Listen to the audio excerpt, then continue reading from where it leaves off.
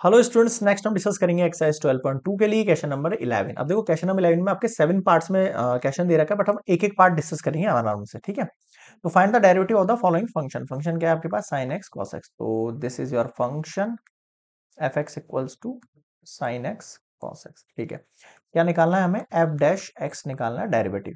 Formula लगाओ, क्या होता है?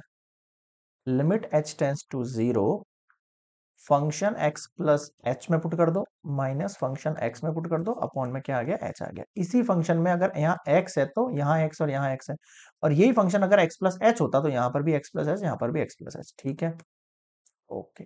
Limit h tends to zero, इस फंक्शन की जगह क्या आ जाएगा? यहाँ पे साइन x प्लस एच और cos x plus h minus sine x cos x upon में एच। अब आपको दिख रहा है एक फॉर्मूला होता है two sine x cos x equals to sine two x, but यहाँ पर टू होना जरूरी है, तो ऊपर नीचे डिवाइड कर देते हैं, टू से मल्टीप्लाई कर देते हैं।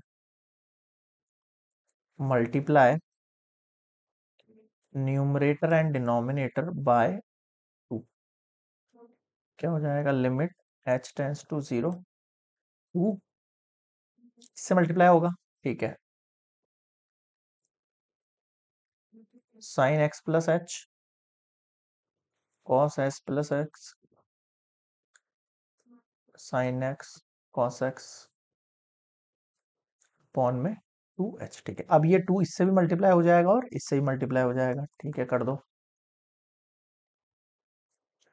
ये हो गया अब आपके पास। अब ये वन अपॉन टू एच हो गया, एक तरीके से क्या हो गया? वन अपॉन टू एच हो गया। इसको मैं बाहर ले लेता हूँ अभी एज अ कांस्टेंट मान के, फिलहाल के लिए। नहीं कांस्टेंट नहीं, सॉरी, इसको भी अपन बाहर मान लेते हैं, बाद में इसको सेट करेंगे इसके साथ। Two sine x plus h cos x plus h minus two sine x cos x. ठीक है, अब आप ध्यान देना क्या कह रहा हूं मैं।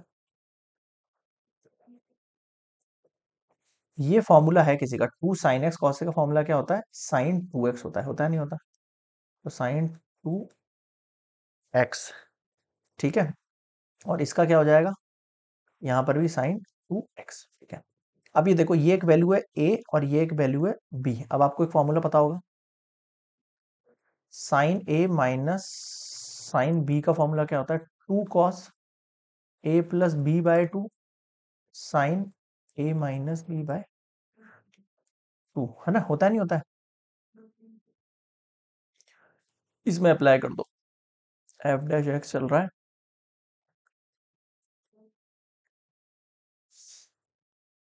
To cos. अब देखो इसने ए प्लस बी बोला, तो ए का मतलब क्या है? ये पूरी वैल्यू सॉल्व कर लो आप ऐसे, two x plus two h, है ना?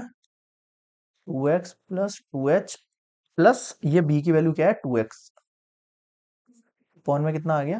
To, dot sine A minus B मतलब two x plus two h minus two x upon two. तो समझ में आया क्या? ठीक है, अब इस वैल्यू को जो है मैं एफ डैश वाली वैल्यू को पुट करूंगा, देखना कैसे।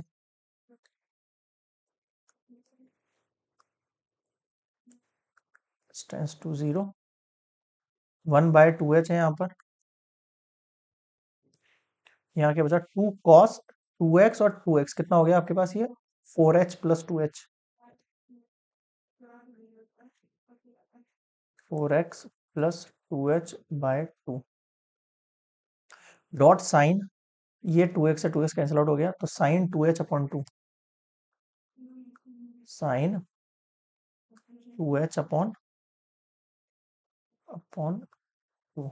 ठीक है, और देखो,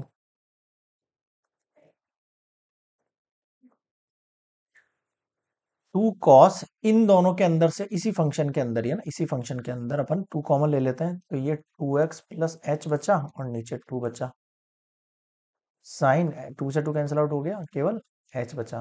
ठीक है, और देखो क्या बची value, limit h tends to zero, one by two h, two cos two x plus h और ये साइन एच। ठीक है, सब मल्टीप्लाई में है, ये इस टू से ये टू कैंसिल आउट हो गया। ठीक है, अब ये जो एच है ये इसके नीचे लिख रहा हूं मैं, एक बार को देखना, h tends to zero, cos two x plus h, okay, multiply sine h upon h, है कि नहीं।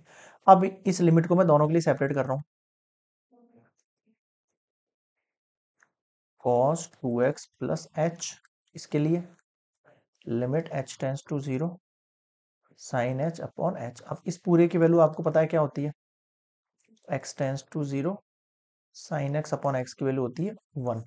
तो इसकी वैल्यू क्या हो गई 1, और यहाँ पे h टेंस टू मैं 0 पुट करूंगा, तो cos 2x प्लस 0 मल्टीप्लाई 1, यानी कि फाइनली आप देखोगे तो f डैश की वैल्यू कितनी आ गई आपके पास, cos 2x आ गई। अब मुझे बताओ यहाँ पे क्या समझ में नहीं आया, क्लियर है क्या सभी को।